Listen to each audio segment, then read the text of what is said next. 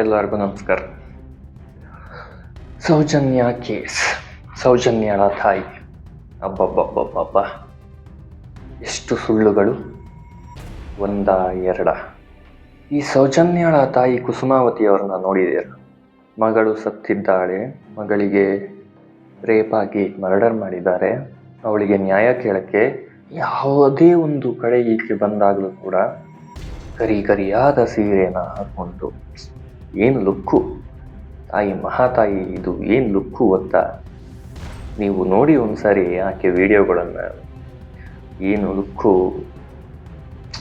ಯಾವ ಹೀರೋಯಿನ್ಗೂ ಕಮ್ಮಿ ಇಲ್ಲ. ಈಕೆ ಹೇಳ್ತಾಳೆ ನನ್ನ ಮಗಳ ಮೇಲೆ ಗ್ಯಾಂಗ್ ರೇಪ್ ಆಗಿದೆ ಅಂತೇಳಿ.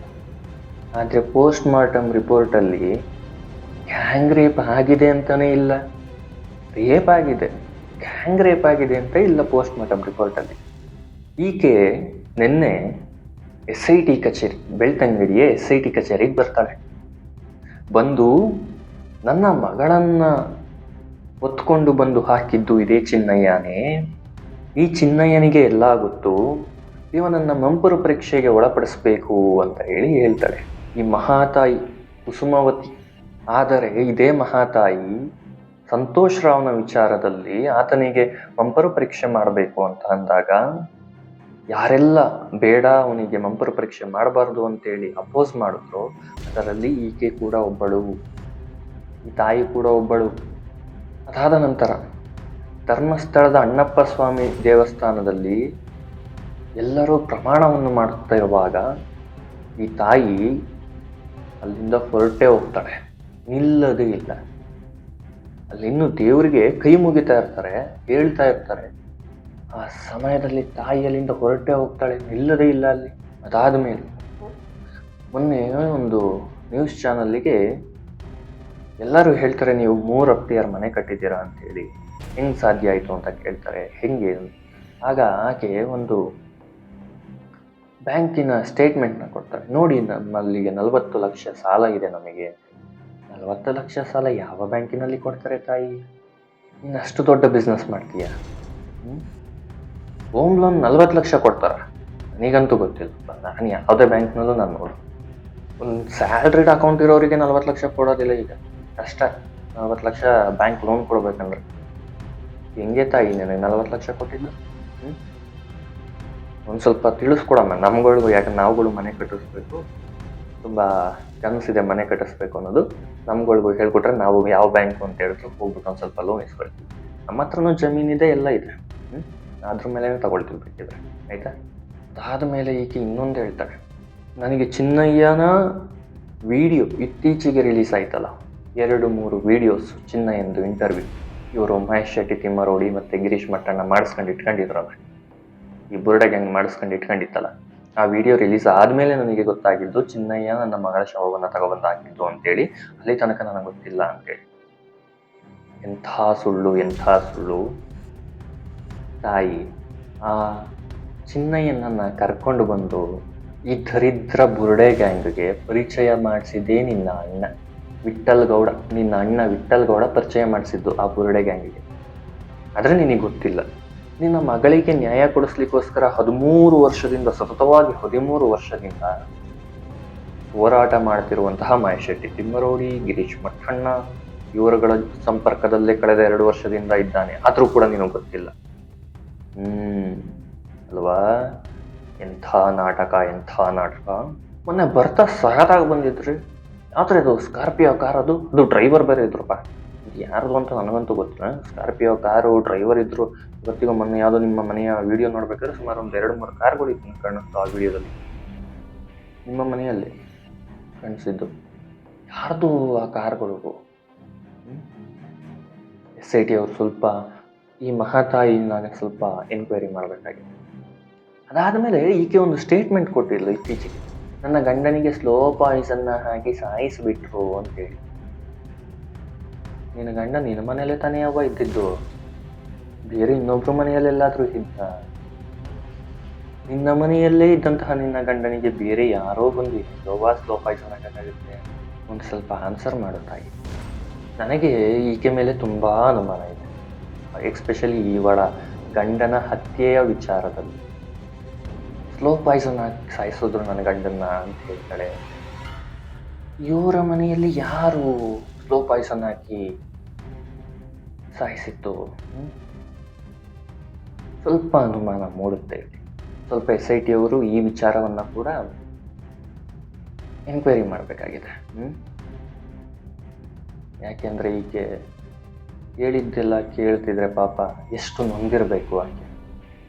ಮಗಳನ್ನು ಕಳ್ಕೊಂಡು, ಗಂಡನನ್ನು ಕಳ್ಕೊಂಡು ಪಾಪ ಎಷ್ಟೆಲ್ಲ ನೊಂದಿದ್ದಾಳೆ ಈಕೆ ಕುಸುಮಾವತಿಯವರು. ಒಂದು ಸ್ವಲ್ಪ ನ್ಯಾಯ ಕೊಡಿಸಿ ಅವರಿಗೆ.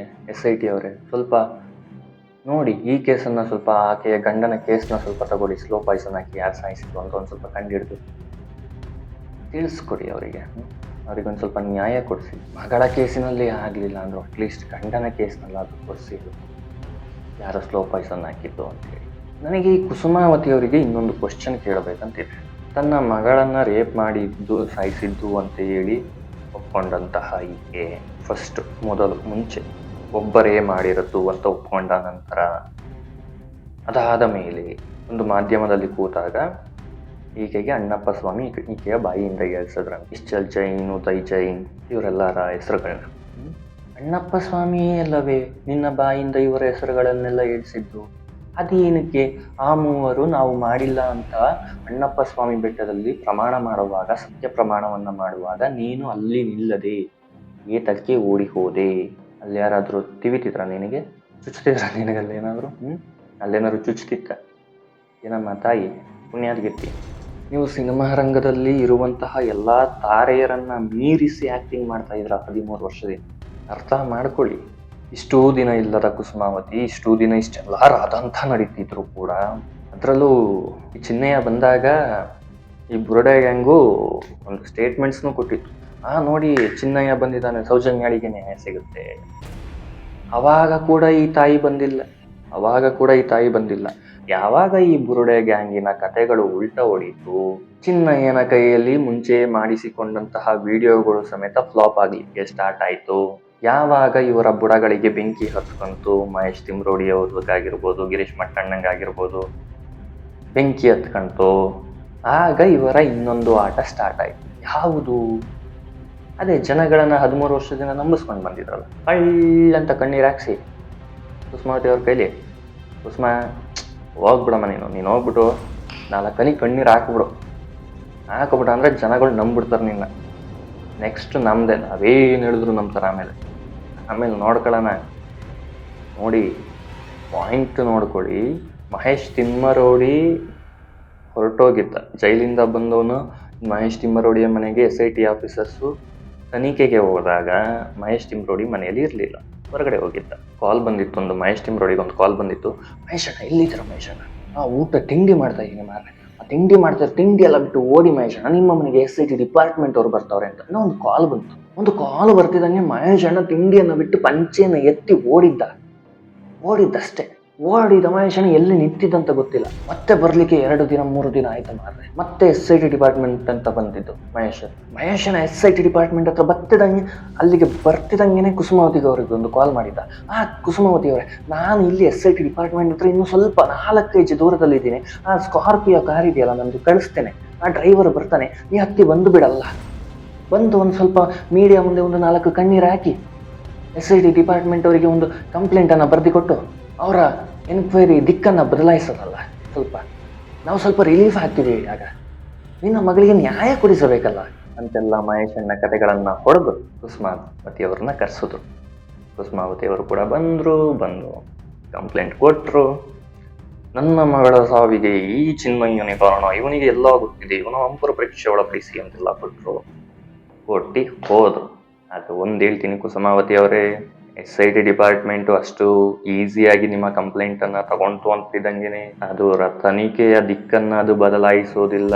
ಬುಡಕ್ಕೆ ಏನು ಬಂದಿದೆಯೋ, ಮಹೇಶ್ ತಿಮ್ಮರೋಡಿ ಹಾಗೂ ಗಿರೀಶ್ ಮಟ್ಟಣ್ಣನ ಬುಡಕ್ಕೆ ಏನು ಬಂದಿದೆಯೋ ಅದು ನಿಮ್ಮ ಬುಡಕ್ಕೆ ಸಮೇತ ಬರುತ್ತೆ.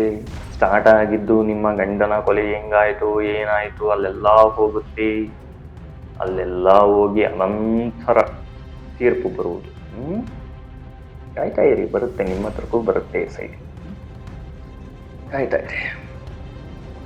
ನಮಸ್ತೆ.